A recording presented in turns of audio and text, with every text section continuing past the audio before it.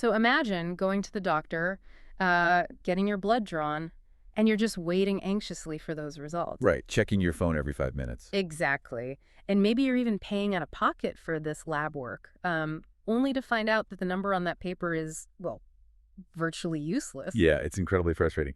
But for millions of women entering perimenopause, that is exactly what happens with the follicle-stimulating hormone blood test, or, the FSH test. It's just a perfect example of a medical tool being um, fundamentally misunderstood, not just by patients, but honestly by a significant number of doctors, too. Oh, absolutely. I mean, people assume that because it involves a needle and a laboratory, it's going to give them this precise black and white answer about where they stand in their reproductive timeline. Right, because you go in feeling completely exhausted, you're having these intense vasomotor symptoms, your periods are erratic, and you just want the doctor to give you a definitive label, like, yes, you are in menopause. That validation is so important when you're feeling miserable.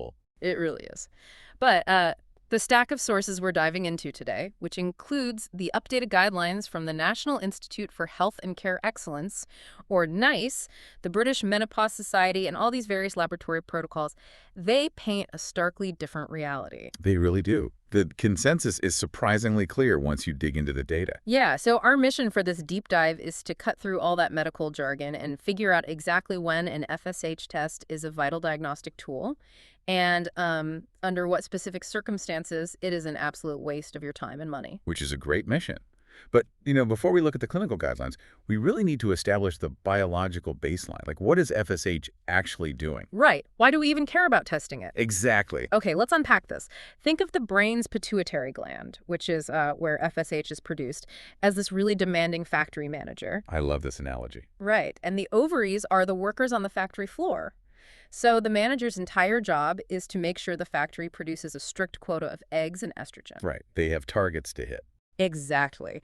So FSH, follicle-stimulating hormone, is essentially the manager shouting from the upstairs office, "Hey, we need more eggs. We need more estrogen down there." And during a normal, healthy cycle, the workers hear the shouting, they get to work, produce the estrogen, and the manager is satisfied. Yeah, the manager quiets down. But as you approach menopause, the ovaries are naturally running out of eggs, the workers are retiring. Right. The workforce is shrinking. So they naturally produce less estrogen. And this is where that feedback loop really kicks in. Because the pituitary gland, the manager, doesn't know the workers are retiring. It just sees that the estrogen quota isn't being met. It's just staring at a spreadsheet saying, numbers are down. Exactly. And what does a bad factory manager do when production drops? They don't investigate, they just shout louder. They just yell. Right, they pump out more and more FSH, basically screaming at the ovaries to do a job they simply don't have the capacity to do anymore. And you can actually see this shouting in the hard numbers, right? Like looking at the pathology protocols, during your normal reproductive years, your FSH levels sit comfortably between 4.7 and 21.5 IUL. Yeah, it fluctuates a tiny bit with your monthly cycle, but it stays relatively low. But then, after menopause, when the factory has permanently shut down, those numbers just skyrocket. The sources say they jump to anywhere between 25.8 and 134.8. It's a massive leap. And if we connect this to the bigger picture, this inverse relationship, estrogen going down while FSH goes up, is exactly why doctors historically thought they'd found the holy grail of menopause diagnostics. Right, because high FSH equals menopause. It seems like completely airtight logic. It does, and for a really long time, that was just the standard medical protocol. You test the blood, you see the high number, diagnosis complete. Okay, but wait a second. If high FSH equals menopause, then every woman approaching 50 should just get the test right. You think, though? But our sources from NICE explicitly say doctors should absolutely not use FSH tests for healthy women over 45 to diagnose menopause. They are very firm on that. Right. They say it should be diagnosed based on clinical symptoms, but, shouldn't a blood test give us a definitive scientific answer? Why rely on guessing with symptoms? Well, it sounds backwards, but this is where we run into what endocrinologists call the snapshot problem. The perimenopause transition is just incredibly chaotic. Chaotic how? Like the numbers just bounce around. Wildly.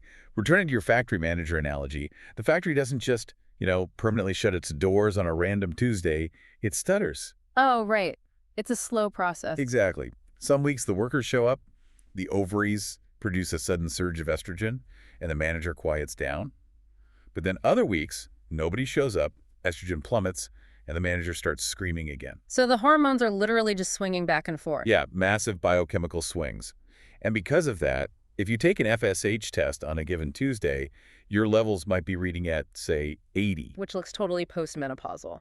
Completely. Yeah. And your doctor tells you, yep, you're in menopause, but then maybe 3 weeks later, your ovaries sputter back to life, they produce a wave of estrogen, and your FSH drops all the way back down to 12. Wow. So if you tested that day, you'd look perfectly normal and fertile. Precisely.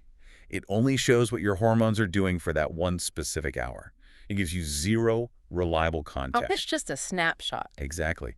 And that's why, for women over 45, tracking clinical symptoms is actually far more biologically accurate than the lab numbers. Because the symptoms are the actual physical result of the chaos. Right. When we talk about the hot flushes, the night sweats, the brain fog, those are the direct physiological results of your body experiencing that hormonal withdrawal. Your symptoms are the true indicator of where you are. Okay, that makes sense biologically, but the sources point out that countless doctors still order this test for women over 45 anyway. They do, all the time. Why is there such a huge disconnect between the official NICE guidelines and what's actually happening in clinics? Honestly, it comes down to systemic medical habits. Many practicing physicians learn that high FSH equals menopause rule in medical school like 20 or 30 years ago. Oh, so it's just outdated training. Yeah, and changing institutional behavior is like trying to turn a battleship. Yeah. Plus, doctors want to offer their patients concrete answers, and patients demand tests because they want validation. But taking that test actively wastes healthcare resources, right? Absolutely. I mean, it requires phlebotomists, lab time, and follow-up appointments, all to discuss a number that might be completely different by the time you're sitting in the office. And worse than wasting money, it actually delays treatment. While you're waiting for those confusing lab results, you're not getting relief.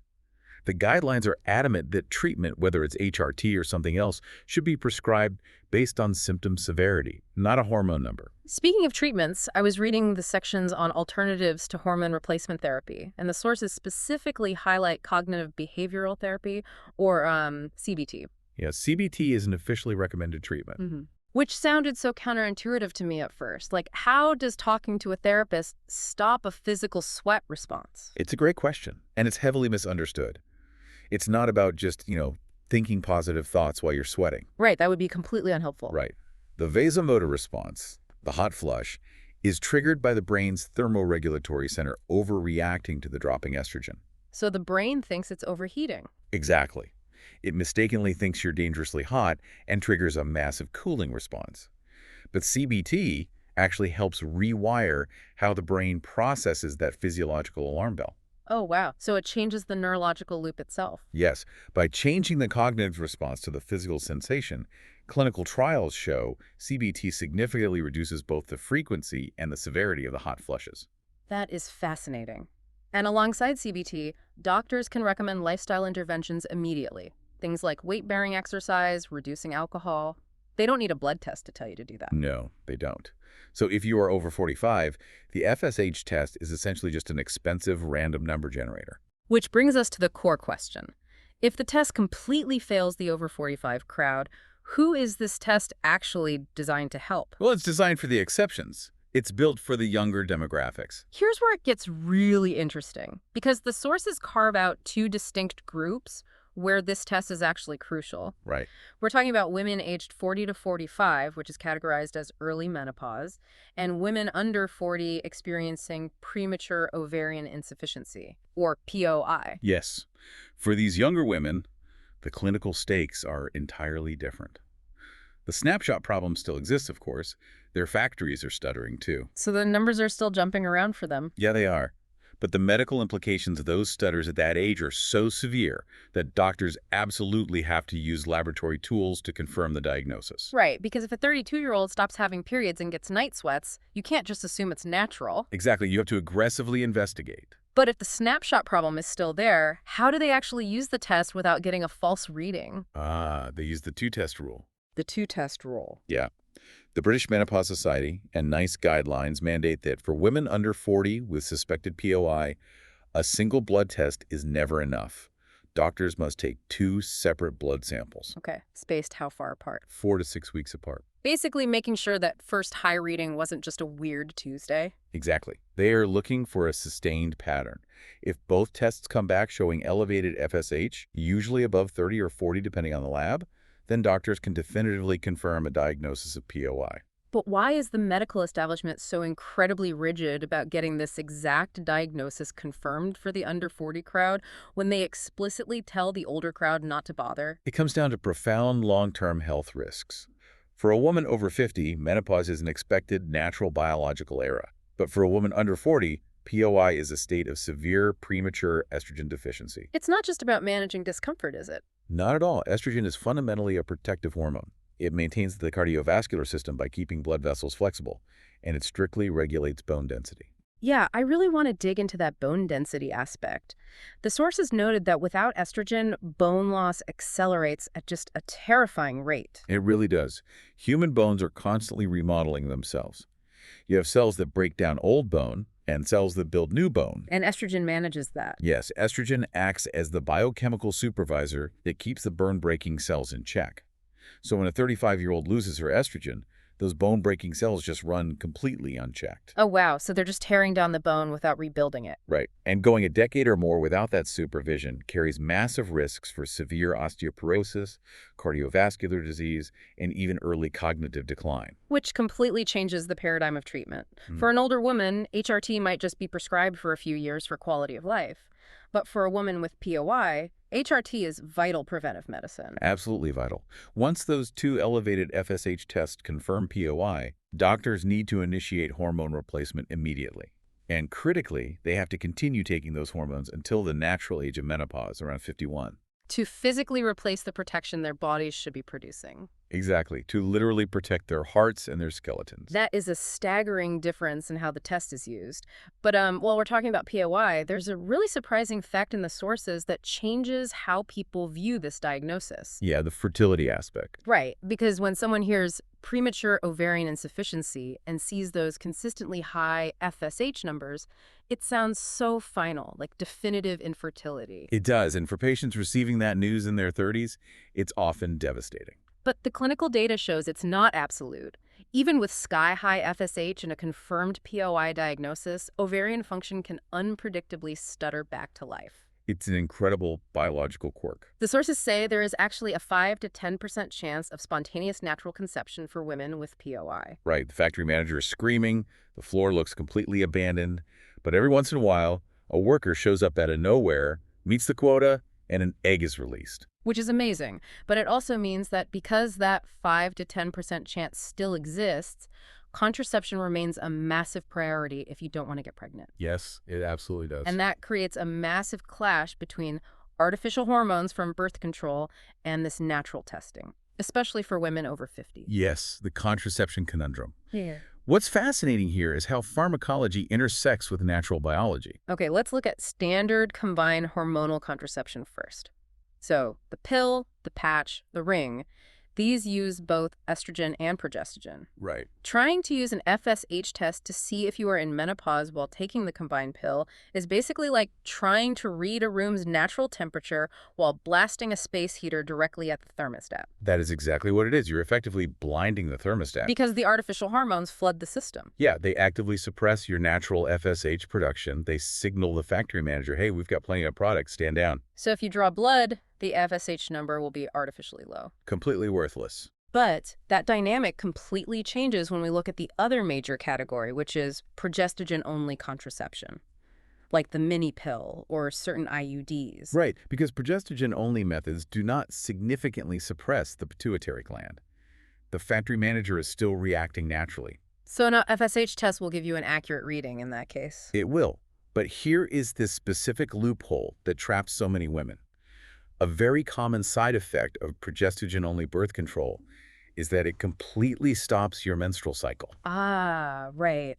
So if you're over 50, the standard advice is to look for 12 consecutive months without a period to know you've hit menopause. Exactly. But if your birth control stopped your periods 5 years ago, you're flying completely blind. You have zero natural biological markers. Yeah. You don't know if your ovaries have naturally shut down or if it's just the medication.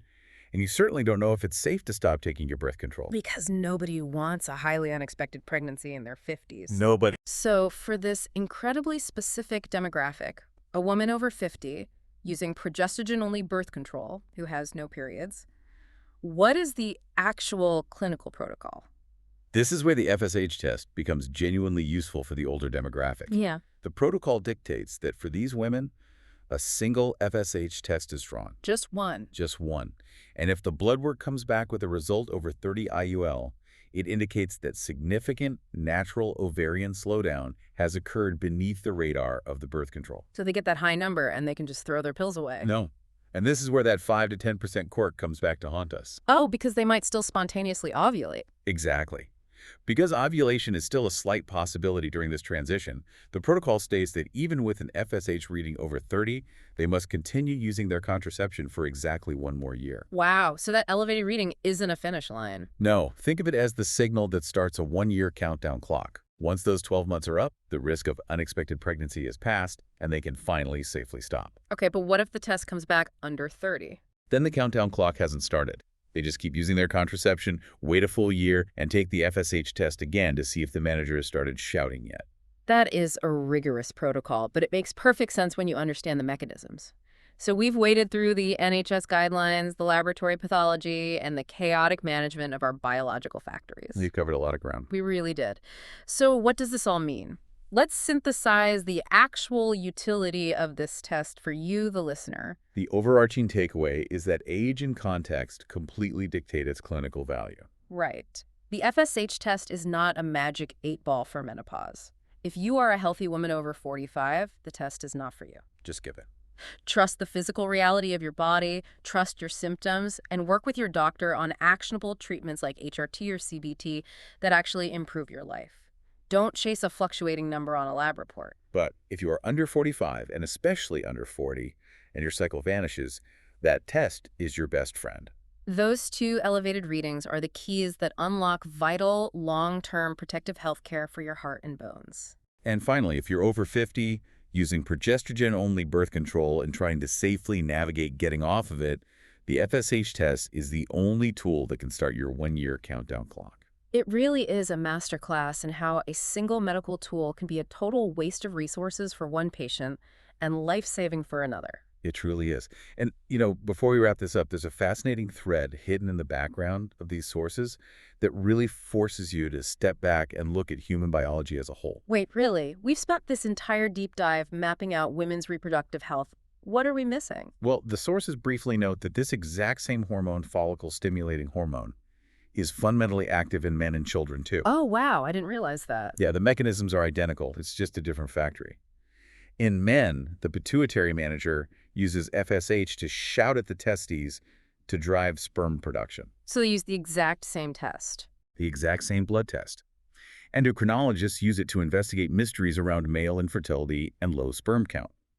And in children, FSH is the biochemical trigger that initiates the physical changes of puberty. Making the test vital for diagnosing early or delayed development. Exactly. That is incredible because we culturally brand FSH almost exclusively as the menopause hormone. Right. But its function is so much more foundational. It really makes you wonder, has our intense cultural obsession with finding a simple, measurable test for menopause completely overshadowed the fact that this exact same biological mechanism holds the keys to male fertility and childhood development? It's a profound reminder of how deeply interconnected our physiological systems truly are.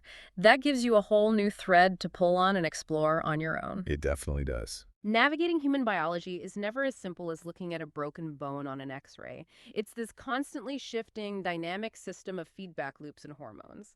But hopefully, after today, the specific practical uses of the FSH test are finally clear. Thanks for joining us on this deep dive, and we'll catch you next time.